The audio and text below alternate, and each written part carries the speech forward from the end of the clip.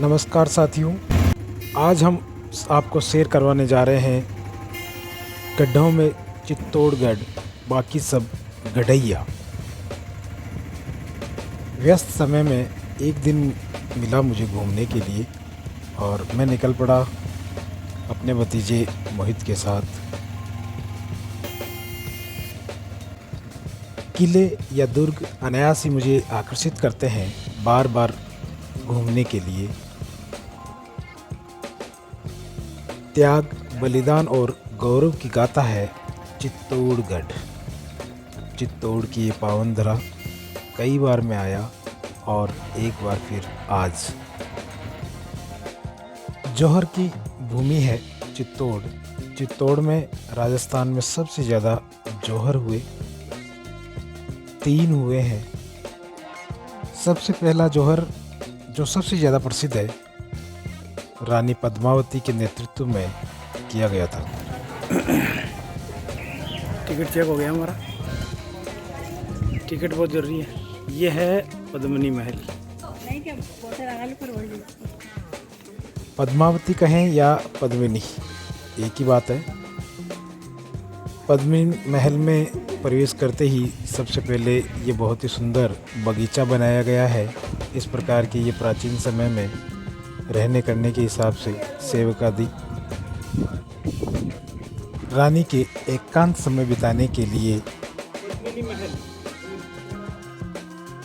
ये महल चारों ओर से पानी से घिरा हुआ। मैं आपको बताता हूँ यहाँ की पूरी कहानी। बने रहें मेरे साथ।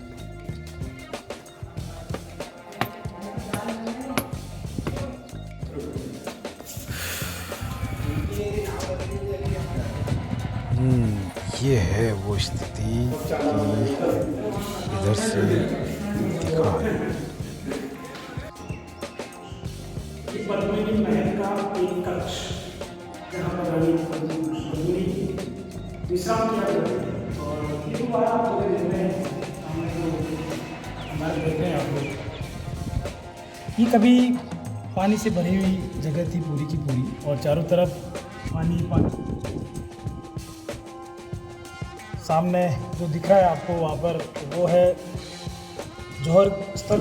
यहाँ पर रानी पद्मिनी ने जौहर किया था। यही वो जगह है जहाँ पर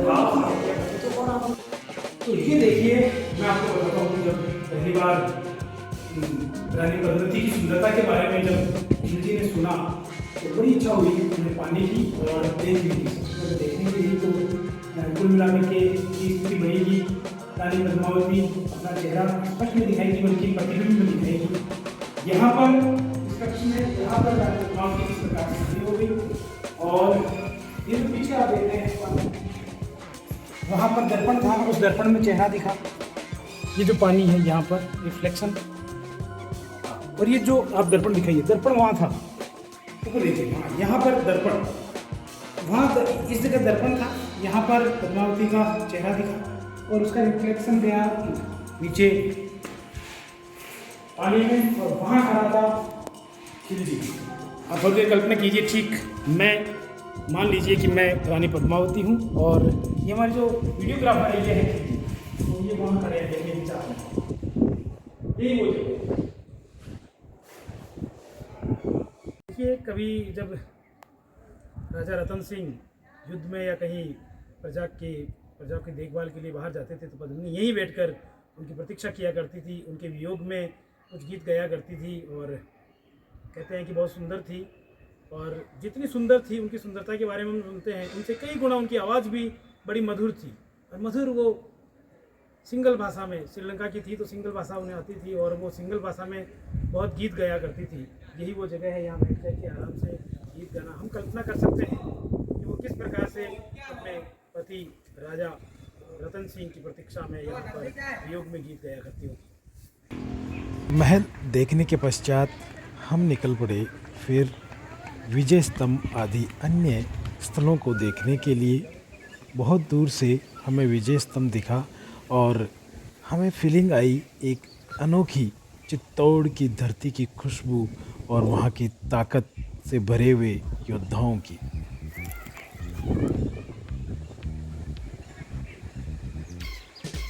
विजय का प्रतीक विजय स्तंभ ठीक हमारे सामने था और हम उसको देखने के लिए, उसके पास पहुंचने के लिए बहुत ज़्यादा उतावले।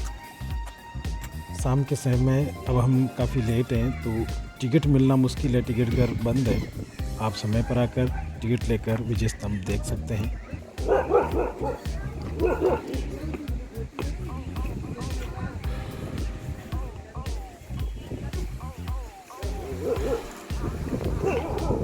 राजस्थान में 2 किले ऐसे हैं, एक जैसलमेर और चित्तौड़। पुराना चित्तौड़ है, जैसलमेर नया है, जहाँ पर जनता रहती है, जहाँ की आबादी उसमें रहती है। बाकी किले ऐसे कोई है नहीं और ये दोनों ही किले अपनी प्राचीनता का आभास कराते हैं। ऐसा प्रतीत होता है कई सदियों से ये अनवरत इसी स्थिति में है।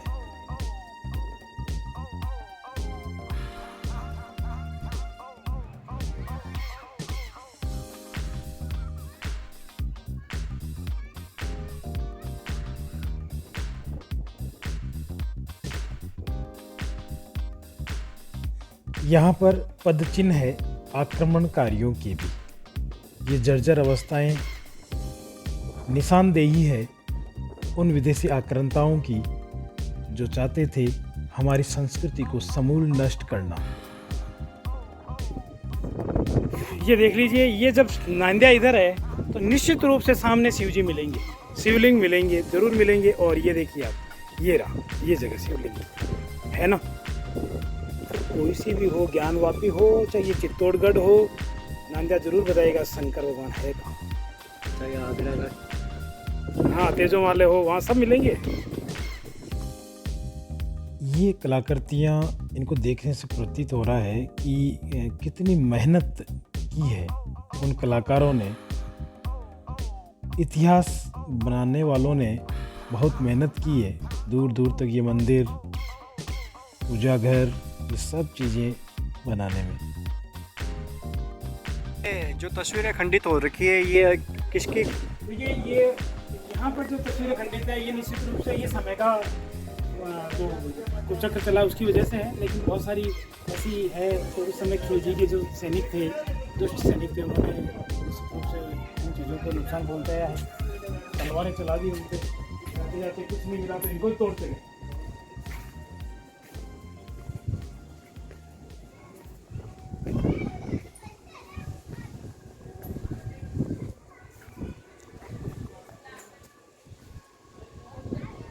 एक मुझे यहाँ भी शिवलिंग दिखाई दे रहा है, इसके बारे में क्या कहना है? देखो तो मंदिर था, ये बहुत बड़ा मंदिर था, विशाल मंदिर था और आज घूमने की जगह ये काम में आ रहा है। तो आप देखभाल करनी चाहिए सरकार को इस संबंध में। बहुत ही अच्छी जगह है, मन एकदम भाव विभोर हो जाता है इन चीज़ों को देखते हैं। तो इतिहास की बातें जब हम पढ़ते हैं और जब वास्तव में देखते हैं तो काफ़ी अंतर मिलता है। सच्चा इतिहास हमें पढ़ाना चाहिए और सच्चा इतिहास हम जब देखते हैं तो बड़ा आनंद आता है। हमें गर्व होता है हमारे पूर्वजों पर, इन्होंने बड़ी मेहनत के साथ में इस प्रकार के मॉन्यूमेंट्स बनाए हैं। एक विजय के उपलक्ष्य में इस प्रकार की विजय स्तंभ बना दिया है। ये कल्पनाओं से परे है।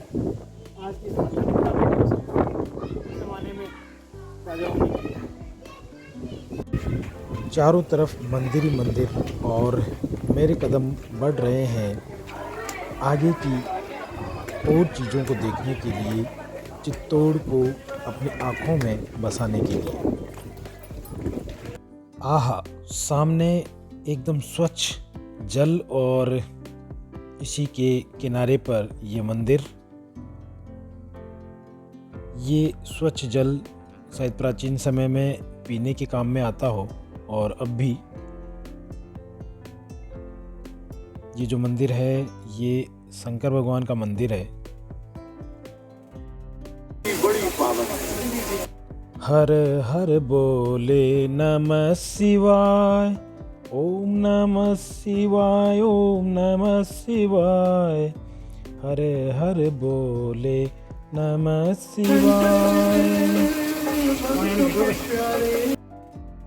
कोटेश्वराय शिव कोटेश्वराय, हर हर बोले नमः शिवाय, ओम नमः शिवाय, ओम नमः शिवाय।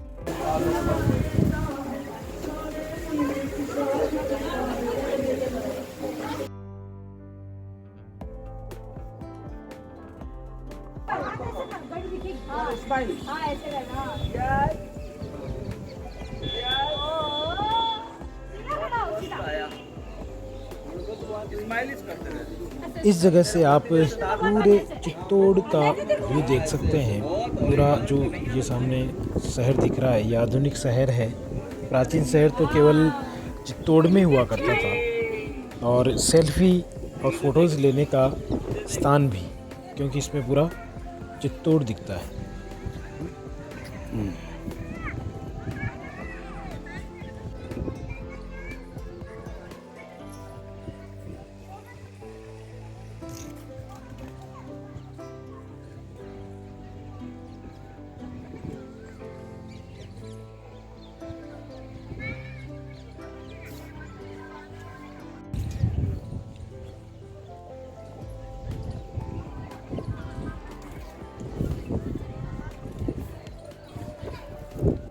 और फाइनली अब हमें मिल गया है वास्तविक जौहर स्थल।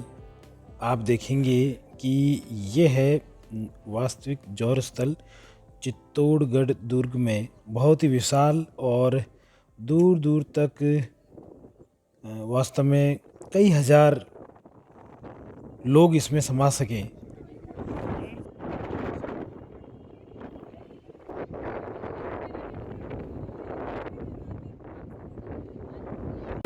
शाम का समय हो चुका है और अब हमें लग गई है भूख।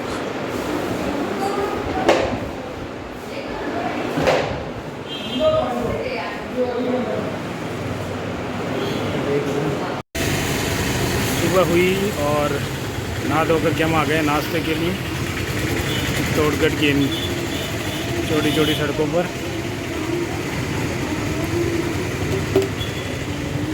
लिया नाश्ता करिए।